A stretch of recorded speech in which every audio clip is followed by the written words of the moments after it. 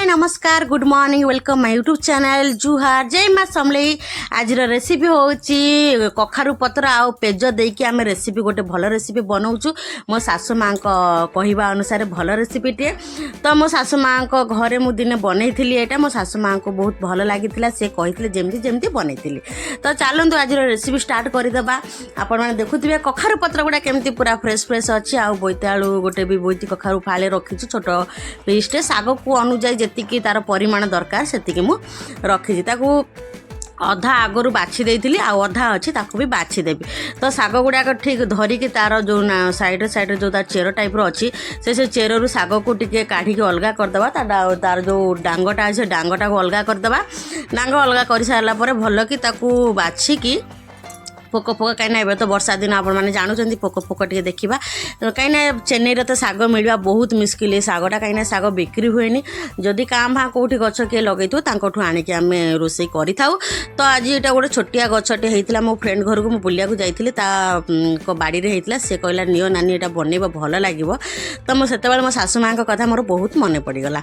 आसिली यहाँ नहीं आसिक घरे देखिली तो बहु परिवा कौन अच्छी देखिली ठीक बोईतालु भी आम घरे थिला तेणुक बोईतालु को चोपा फोपा टे भल छड़े देलु छड़े देकी टिक टिक टिक टिक करके काटिदबा काटी देकी रखीदबा। बेसी बड़ साइज कले भी सीझब नहीं आउ शाग भी जल्दी सीझीज से छोट छोट कर काटिदबा। काटि सारा बोईतालु पत्र जो सिर गुड़ा अच्छी जो से सिर रू पत्र को अलग करदे अलग करदे बाछीदबा भल भाव तार नाड़टा को अलग करदबा आउ से पत्र को खाली रखीदबा। यहाँ देखो से अलग करदे पत्र को एमती कर बाछीदबा बाछी सारिकी भल भाव टिक टिक करके काटिदबा।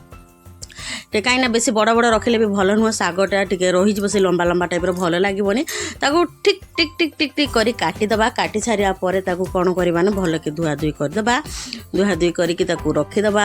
आमी प्रस्तुत करूँ सब्जीटी मुझे सहित सेयार करें। तो सांग मैंने प्लीज प्लीज प्लीज आपण मैंने वीडियो टी स्टार्टिंग एंडिंग मत देखूँ आपण मैंने जानीपर मो सासु माँ कहवा अनुसार मुझे बनई रेसिपीटी केमी लगुच। आपण मैंने घरे निश्चित बनई ट्राए करेंगे जब भल लगुव कमेंट निश्चित करेंगे कहीं थे मुझे बनई मो सासु घरे मत बहुत बढ़िया लगी कहीं ओडिशा आपण मैंने जानी सब प्रकार शाग मिलता है किंतु बाहर आमको तो प्राय शाग मिले प्राय शाग मिले किंतु जोटा मिले से आम एडजस्ट कर दे था कौन करवा जोटा न मिल तो किसी करहबनी ना।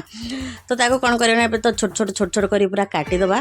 काटि सारा भल कि धोईबा धोई धुआ देकी रखीदबा।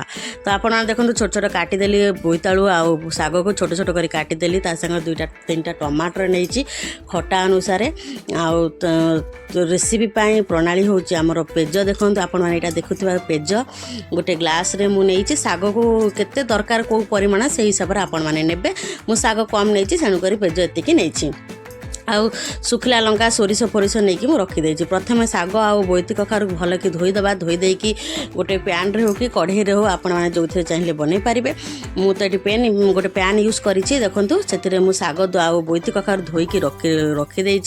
गैस अलरेडी भी ऑन कर सारे ताधे टिके अल्प जस्ट टिके लुण पकेबा शाग उपर पेज देदेली पेज दे सारापर जस्ट टिके लुण पकेदबा। देखो स्वाद अनुसार आपण मैंने लुण कम बेसी करें तापर टाकू टिके घाटी दबा घाटी देकी घोड़े दबा कम से कम सीझा पर्यंत घोड़ेबा मझे मझे ढांकुणी काढ़ी देखा सीझिला कि नहीं सीझीगला काढ़ी दबा तापर किछि टमाटर भी पकेबा कहीं करडी बोली गोटे अच्छी आमर पश्चिम ओडिशार करडी जोटा बाँस गछ कटा हो पड़े से पड़े आहरी टेस्ट लगी था से जिनटा मुझे पाइलिनी बोली मु टमाटर यूज करी। तो आपण मैंने जदि आम पश्चिम ओडिशा किए देखुए से कड्डी यूज करेंगे।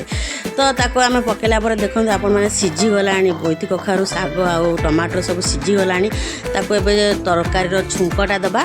तो चलते छुंक देवाई प्रथम पैन टाक बसईदेवा बसई सारापर अल्प तेल देवे आपण हिसाब अनुसार कम बेसी करके अल्प तेल देवे।